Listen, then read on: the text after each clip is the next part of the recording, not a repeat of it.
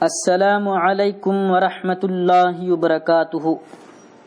سوال یہ پوچھا گیا ہے کہ یوم عاشوراء سے کون سا دن مراد ہے اور محرم الحرام کا 10واں روزہ رکھنا اس کا کیا حکم ہے اور یہ روزہ کب رکھا جائے؟ تو اس سلسلے میں جواب یہ ہے کہ یوم عاشوراء سے مراد محرم الحرام کی 10ویں تاریخ ہے، اور یوم عاشوراء یعنی 10 محرم الحرام کے دن روزہ رکھنا سنت ہے، اور 10 محرم الحرام کو روزہ رکھا جائے۔ 10ویں محرم الحرام کا روزہ سنت ہے۔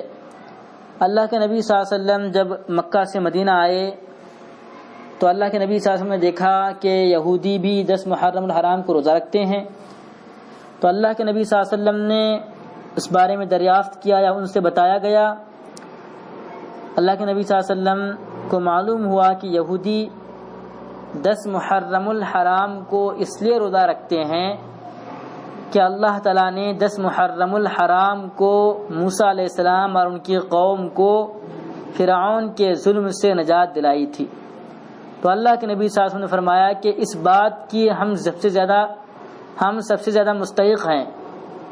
تو لہٰذا اللہ کے نبی صلی اللہ علیہ وسلم نے یہودیوں کی مخالفت میں یہ کہا کہ میں اگلے سال ایک اور روزہ 10 محرم الحرام کے ساتھ ملا کر رکھوں گا، لیکن اتفاق سے اللہ کے نبی صلی اللہ علیہ وسلم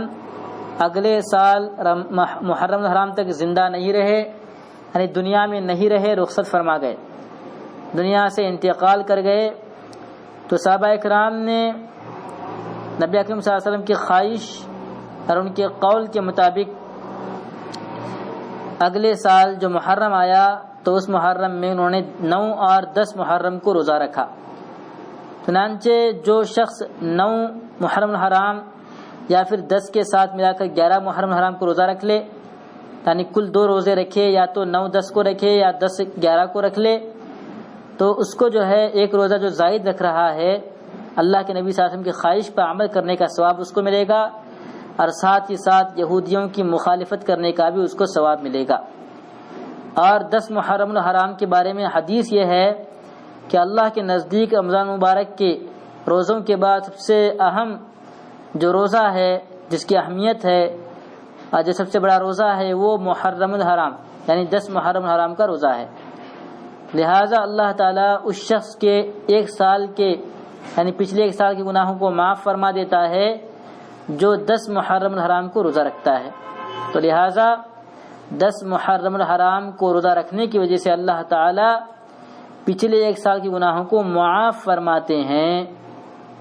لہذا اس 10 محرم الحرام کو روزہ رکھیں، اور ساتھ ہی ساتھ یہودیوں کی مخالفت میں 10 سے پہلے 9 یا پھر 10 کے بعد 11 تاریخ کو روزہ رکھ لیں۔ اللہ تعالی ہم سب کو اس عمل کے لیے قبول فرمائے، اخلاص کے ساتھ، اچھی نیت کے ساتھ، تقوی کے ساتھ اللہ کو راضی کرنے کے لیے ان دونوں روزوں کو رکھنے کی ہم سب کو توفیق عطا فرمائے، اور ساتھ ہی ساتھ اس مہینے میں جو بدعات، جو موضوع روایات کے مطابق جو کام اس مہینے میں کیا جاتا ہے جو شریعت کے خلاف ہے اور جس کی طرف اللہ نے، اللہ کے نبی نے، اللہ کے نبی کے صحابہ نے بھی ترغیب نہیں دلائی ہے، ان کاموں میں جو لوگ پڑھ رہے ہیں، اللہ تعالی ہم سب کو ان اعمال خبیثہ سے اور ان بدعات سے، خرافات سے، گھٹیا رسم و رواجوں سے بچنے کی ہم سب کو توفیق عطا فرمائے۔ آمین۔ السلام علیکم ورحمۃ اللہ وبرکاتہ۔